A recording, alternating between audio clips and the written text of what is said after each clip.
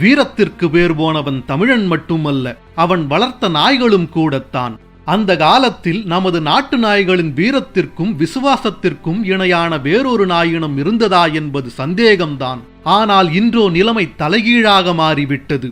நம்மை நம்பி நம்மோடு கொஞ்சி விளையாடிய அந்த செல்ல பிள்ளைகளை நாமே அழிவின் விளிம்பிற்கு கொண்டு சென்று விட்டோம் என்பதுதான் உண்மை. சில நாயினங்களோ அழிந்தே போய்விட்டன. தஞ்சை பெரிய கோவிலின் உள்பிரகாரத்தில் கம்பீரமாக ஒரு நாயின் ஓவியம் காணப்படுகிறது.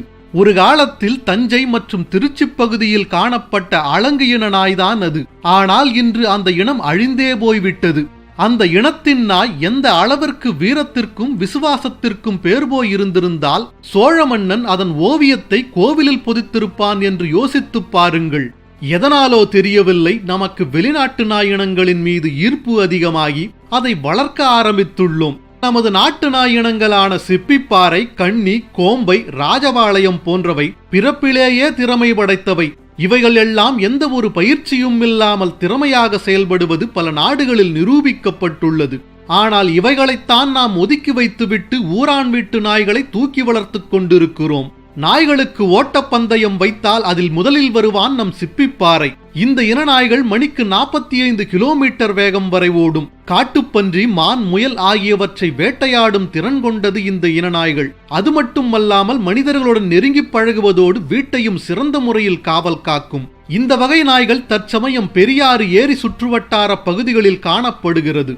காவல் காக்க நாய்களை வளர்த்த காலம் போய் இப்பொழுது காவலாளிகளை வேலைக்கு அமர்த்தி கொண்டிருக்கிறோம். கோம்பையின நாய்களை மிஞ்சிய காவலாளி இன்று யார் இருக்க முடியும்? அதிதீவிர வீரம் கொண்ட நாயாகவும் கட்டளைகளுக்கு கீழ்ப்படியும் தன்மை உடையதாகவும் அறியப்படுகிறது நம் கோம்பையின நாய். பெரிய பெரிய பண்ணைகளை காவல் காக்க நம் கோம்பையினத்தை அடித்துக் கொள்ள ஆளே இல்லை என்று கூறலாம். அவனை மீறி ஒரு மிருகமும் தன் எல்லைக்குள் நுழைய முடியாது. காட்டு எருமைகளையே வேட்டையாடும் திறமை படைத்தவைதான் நம் கோம்பையின நாய்கள். உரிமையாளர்களுக்காக தன் உயிரையும் கொடுக்க தயாராக இருப்பதுதான் நம் ராஜபாளைய நாயினம். உரிமையாளரை தவிர வேறு யாராலும் அவ்வளவு எளிதில் அதை தொட முடியாது.